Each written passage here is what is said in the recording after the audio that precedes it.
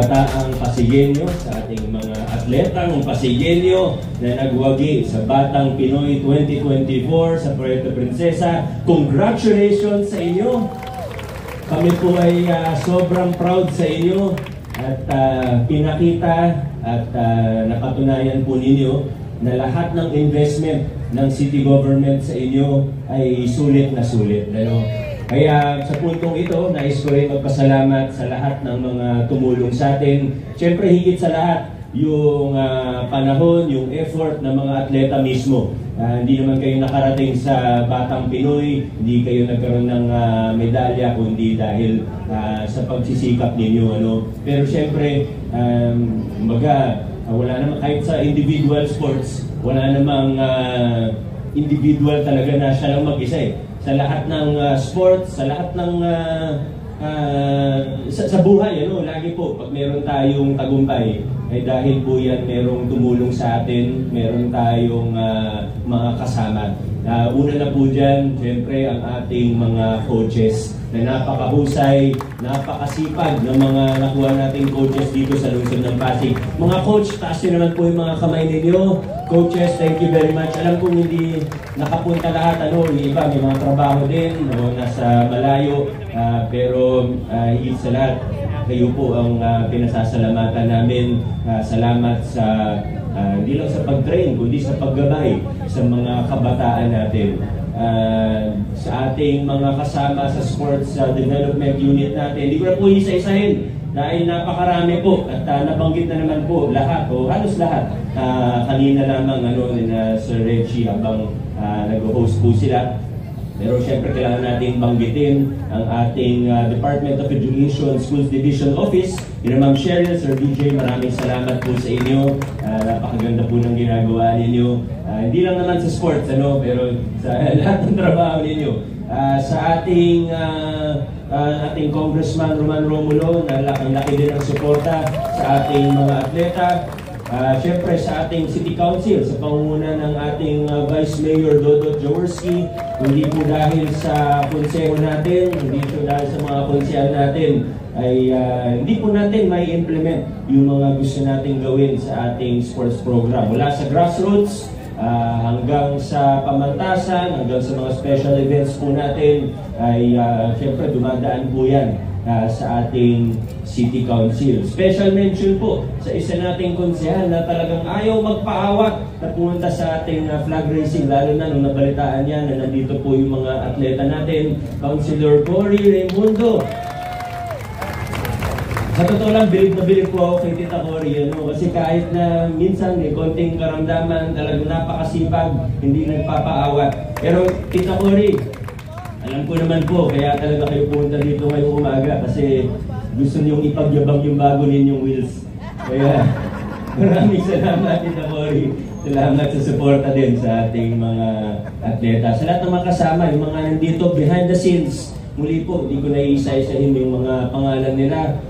Siguro special mention na lang kay Coach Nana. Wala po siya ngayong umaga, kaya siya talaga yung babanggitin ko. Birthday niya daw po ngayon. Kaya pag may pagkakataon kayo, batiin niyo naman siya ng happy birthday. Coach Nana, kung nasan ka man ngayon, maraming salamat sa iyo.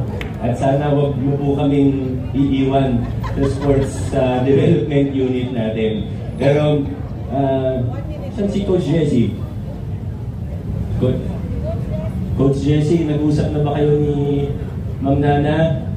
Ikaw na bahala, Coach Jessie, sa lahat po, muli po sa mga nagtrabaho behind the scenes, alam ko ayaw naman nila magpabanggit na ng pangalan, pero talagang grabe, nagpuyat sila, nagpagod sila para maging maayos, para maging matagumpay po. Kasi medyo malayo rin yung games, sa Palawan pa. Kaya yun talagang big production number itong ginawa natin. Pero naging maayos, naging matagumpay po, at nakakatuwa dahil first time po natin na mag number 1. Hindi rin ako makapaniwala na mag number 1 tayo, pero dahil sa inyo, narating po natin ito. Alam ko naman, ginagawa ito ng mga atleta.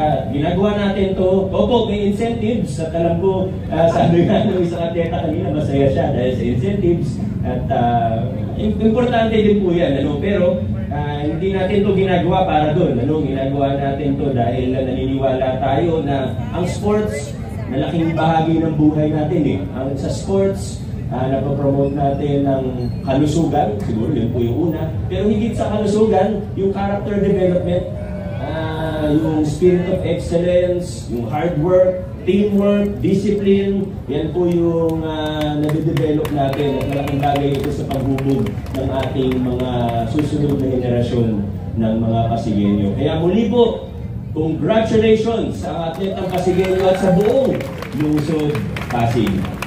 Alam ko medyo umiinit na po, pero pasensya nyo lang, iisa na lang po akong babanggitin dahil napaka-importante po, lalo na ngayong bagong taon. Ayoko man talaga pinag-uusapan ito, pero kailangan lang po talaga na mag-ingat po tayo, lalo na ngayon sa mga, hindi lang sa mga naririnig o ng mga nabalitaan natin, pero lalo na sa social media, mag-ingat tayo sa mga, ano bang tatawag sa mga modus sa social media. Nitong nakaraang mga linggo, naging biktima po ako, naging biktima si Vice Mayor Dodot, si Councilor Volta, si Councilor Angelo, si Councilor Buboy at ilan pa. Naging biktima din po ang Puso, office ng Puso mismo, LYDO at iba pa, na ang nangyayari, may mga bumibili po ng foreign pages, kadalasan Vietnamese or Bangladesh, na mga foreign pages, kino-convert, pinapalitan yung pangalan para gayahin kami, para gayahin yung mga opisina natin, tapos minamass report yung mga totoong page o yung mga original na page para masuspend. Hindi ko alam kung ano yung purpose, hindi ko alam kung anong layunin nila, pero ang malinaw po ay ito po ay orchestrated, malinaw po na ito po ay ginagastosan o pinupondohan. Kaya sana po ay mag-ingat lang po tayo. Pag nakita po natin yung mga fake page na minsan napaka-verify nila kasi talagang pinag-aaralan yung ganyan, may mga social media experts siguro sila, yung mga professional. So kailangan mag-ingat po tayo pag nakita, may po ako ng tulong sa inyo na i-report natin kasi ito, hindi nga ito tungkol sa politika lang. Of course, kasama yung politika dyan. Pero ang problema, nakakaabala sa trabaho Nagugulo po yung trabaho natin. Gaya na lang yung gumawa ng fake na page ng Pasig Urban Settlement Office ay medyo nakakaalarma, nakakabahala at maaaring maging delikado. May mga fake news kasi na nakakatawa na lang. Nung nakaraan, di ba, ang daming nag-get well soon sa akin. Wala naman akong sakit kasi may nakita silang post ng 2017 nung bagong opera ako. 7 years ago na yun, 8 years ago na yun.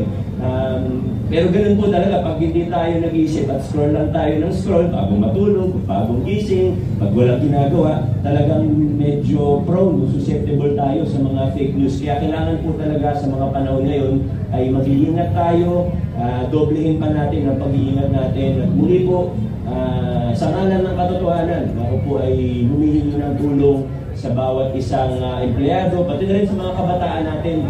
Wala naman tayong gagawin na hindi maganda, doon lang tayo sa katotohanan. Pag may nakita tayong fake, pag may nakita tayong hindi tama, i-report lang po natin. At higit sa lahat, muli po, mag-iingat po tayo. Maraming salamat po. At muli po, babalikan ko po ang mga atleta natin. Keep up the good work. Alam kong hindi pa po ito yung huling mga medal na makukuha ninyo. Hindi ito yung mga huling kompetisyon na sasalihin ninyo. Pero keep it up. Kami po ay proud na proud sa inyo at hindi po kami magsasawa na suportahan kayo. Maraming salamat. Congratulations! Mabuhay ang mga atletang Pasigueño. Adjourn na po tayo.